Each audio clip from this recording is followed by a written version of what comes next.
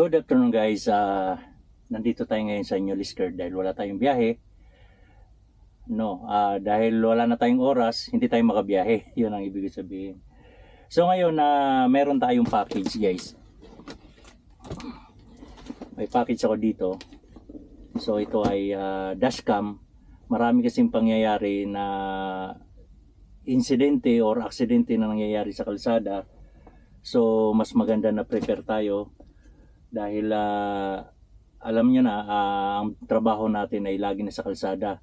So malapit tayo sa mga pangyayari na hindi natin inaasahan. Tulad nung nangyari sa akin last 2020. So na-aksidente ako. Ang nangyari, ako ang binangga. So kulang ako sa ebidensya, kulang ako sa English.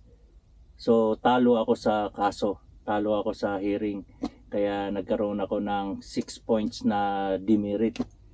So mas maganda na meron tayong dashcam camera. Itong camera na to, papakita ko sa inyo guys.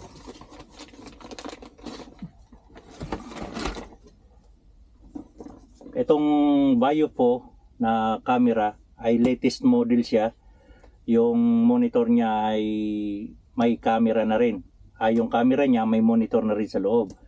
So meron siyang camera sa harap, merong camera sa likod, at may camera din sa loob. So buksan natin ito guys. So ito yung camera. Meron siyang kasamang memory card. Ayan, 64 pagkakalang ko 64 GB siya. So ito yung mga kasama niya sa box. May wire, dashcam, hardwire kit. So kung i-direct niyo sa battery ito, pwede ito.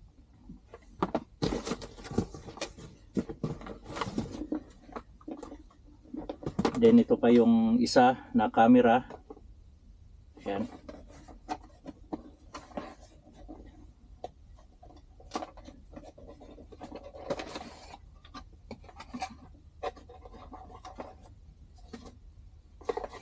So ito yung backup camera niya.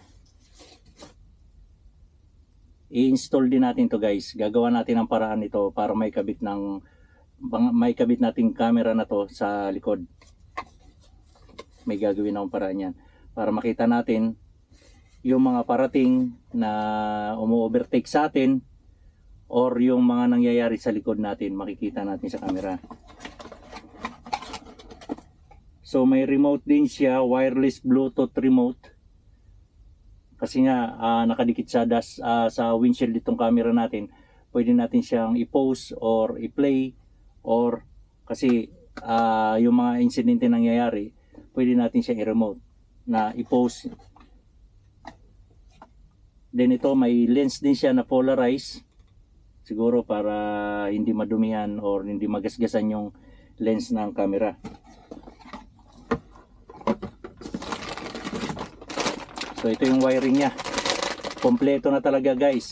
Pag bumili kayo ng ganito, Vaio A229 Plus, kompleto na lahat siya. Siguro lahat ng Vaio dahil yung kay Christian, meron din siya kompleto rin yung accessories. May wire,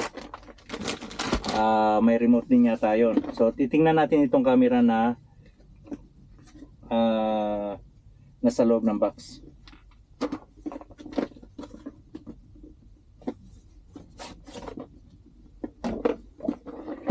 Vaio box pa lang, panalo na.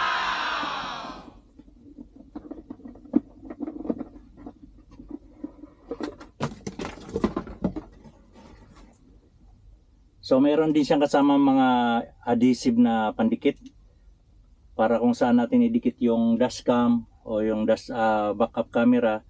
Meron tayong kasama na double-sided na pandikit niya, sticker. So meron din siyang manual in case na mahirapan kayong kung paano gamitin, may manual siya. So i-connect nyo to sa cellphone, i-download nyo itong may access code na to. Ano ba tawag nito? Scan. I-scanin natin to. So magda-download na yan sa cellphone natin, itong Vivo.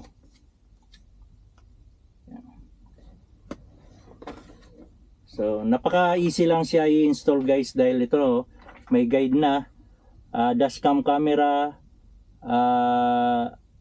backup camera sa cellphone. Ito yung car charger pala, cellphone. Car charger, i-charge mo lang dyan. So hindi siya mahirap ikabit. Front camera, rear camera. So tingnan natin to. Ito ngayon yung camera niya sa labas. So ito yung monitor sa loob. Ito ngayon ang i-remote natin. Ang galing oh. Then ito naman yung camera na para dito sa loob. Ikakabit natin yan. So yun, i-install natin to guys. Papakita ko sa inyo kung anong ang quality ng video niya sa araw, yung front camera sa araw at sa gabi. Then yung sa likod naman, kukuhanan din natin ng video yung sa likod na camera sa araw at sa gabi. So para makita nyo yung quality, in case na gusto nyo umorder din ng Vivo camera, dahil ito napakagandang security talaga natin to guys. Lalong lalo na yung nangyari sa akin, dahil wala akong kalaban-laban. Kahit nasa katwiran ako, yung pangyayari na yon, kulang ako sa paliwanag, kulang ako sa English. Marami akong gustong sabihin, hindi ko kayang ipaliwanag kasi malalim na sa English, di ba? Then ayun na nga, wala akong kuha ng camera dahil noong time na yun wala pang dashcam itong truck. So ang kagandahan nito guys, loop ito, nagre-record siya. Pag napuno na yung 64 GB, magbubura siya ng kusa. So record siya ikot ng ikot, kaya hindi basta-basta mawawala. Then ang pagkakalam ko, dahil meron nga rin si Christian nito, madali siya i-download sa cellphone kahit wala tayong internet or data. Ayan, napakaganda, ang laki ng monitor, kitang-kita rin natin sa screen yung mga pangyayari. Then may voice din siya, may speaker, so marirecord din, maririnig yung mga sinasabi natin, marirecord din siya. So abangan nyo guys yung video na gagawin natin dito sa camera na to. So install ko, mamaya papakita ko kung saan ko kinabit at paano ko siya ginawa. Alright? A few moments later. So ayan guys, napakadali lang niya i-install. Ayan, naikabit na natin. So pili-piliin natin yung English. Okay. Ito, okay. Then time zone. Hindi ko alam kung anong time zone dito. So meron naman dito sa guide guys oh. Ang kanina English, then time zone GMT 0. So i-okay natin tong GMT 0. Time and date setup. Your dashcam will automatically set the time and date when satellite signal has been received. Yun ang sabi. Okay natin. So ang MPH, miles per hour, kilometer per hour. Dito tayo sa kilometer per hour. Paano ba itong score nito? Ayan. Format micro SD card, all data will be deleted. Okay. Formatting memory card, yan. So yan, nakaano na guys oh. Naka-play na siya. So ikakabit na lang natin yung naka-record na siya. Ayan oh. Ang camera pala natin na isa, andun. Ayun oh. Andun yung isang camera natin para kita tayo. Ayan, nakikita ko yung sarili ko. Nakikita ko yung sarili ko sa monitor. Ayun. So pag-aralan natin yan kung paano natin kukunin yung naka-record na yan. Ngayon, i-install naman natin yung camera sa likod. So, take time lang yan dahil mayroon akong gagawin. meron akong binili na, wala akong mabili na plate na manipis. So kakatingin ko pa to, kompleto naman ako, may plies, may cutter ako. So gagawan ko siya din. Kakabit natin doon sa backlight, sa frame ng backlight. Then dito natin ididikit yung backup camera. Alright. So lilinyahan ko pa yan, papakita ko sa inyo yan mamaya. So yun guys, na-complete na natin or nakompleto na natin ikabit yung mga yung dashcam, yung mga camera. So ito yung ano, yung camera sa harap. Din yun nandoon yung isa. Camera yan para sa loob. Din yung camera naman sa likod. Ito. Diyan natin siya kinabit guys, ayan oh. So para kitang-kita talaga yung ano, likod. Kitang-kita yung mga overtake. Kitang-kita natin kung anong mga nangyayari sa likod. So ganun din dito yung camera sa harap. Ayan. Kitang-kita rin tayo kung anong ginagawa natin. So yun sa harap din, kitang-kita rin buong paligid. So titingnan natin kung anong quality ng camera sa harap, sa loob at sa likod, kung malinaw ba. Papakita ko sa inyo yung record sa harap, sa daytime at sa gabi. So let's go. A few moments later.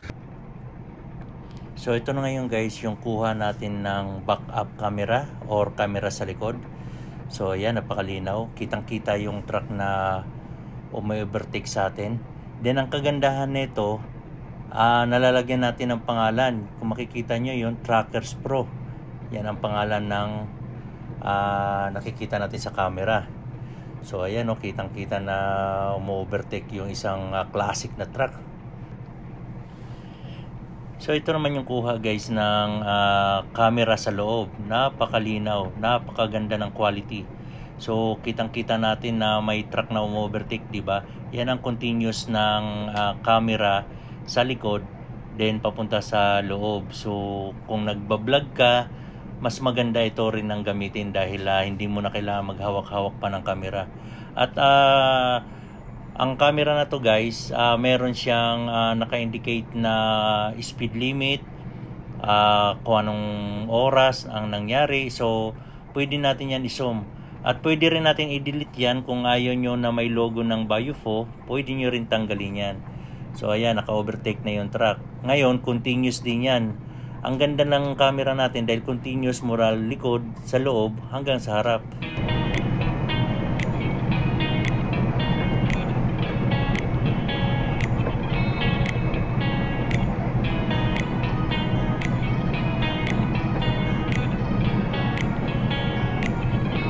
Sumama ka sa biyahe, yan ang biyahe ng buhay.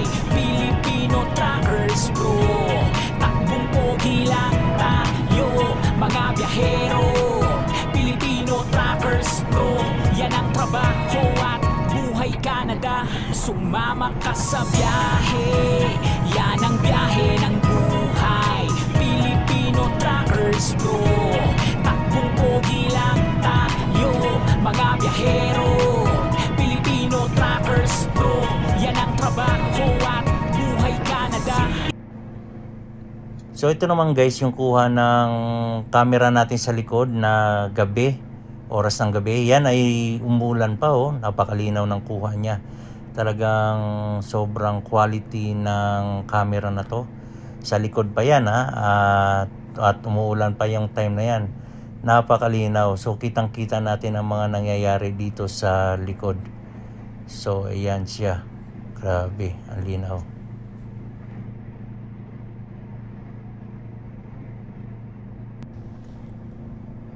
So ito naman yung kuha ng camera sa loob guys. Napakalinaw. Wala akong ilaw niyan sa loob ng cab. So yung camera lang, liwanag ng camera niya lang yan. Kitang-kita ako. So ang kagandahan niyan guys, naririnig buong paligid. So kahit tunog ng makina, dinig na dinig. Kaya kung magsasalita tayo dyan, malinaw na malinaw yan na maririnig sa loob ng camera. So napaka-quality talaga niya.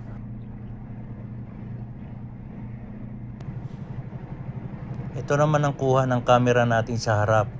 Napakalinaw. Umuulan yan guys, so kaya nagkukurap-kurap yung ilaw dahil sa wiper natin yan. So yan, ang linaw talaga niya oh. Parang mas malinaw pa siya sa GoPro eh. Kaya recommended ko itong camera na to.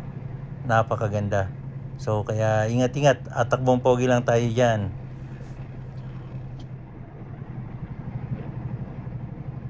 Alright guys, itong camera ng pangloob na camera ng Bayo po, diyan ko talaga nilagay sa corner ng truck para kitang-kita dito sa labas at buong paligid natin kitang-kita. Napakaganda niya, napaka-quality at kita nyo guys, dito ako nagsasalita pero napakalinaw ng boses ko sa camera. So ang ginagamit ko lang yung boses ko naririnig yan mismo sa dashcam natin. Itong camera na to guys ay napakaganda to sa mga owner operator. Ito ang pinaka security camera natin dahil alam mo na hindi natin alam yung mga nangyayari sa kalsada. Mas maganda meron tayong camera. Ang kagandahan lang nito, tatlo yung camera sa harap, camera sa loob at camera sa likod. So napakaganda talaga to sa mga owner operator. Kaya try nyo, subukan. Makikita nyo ang quality, napakaganda, napakalinaw.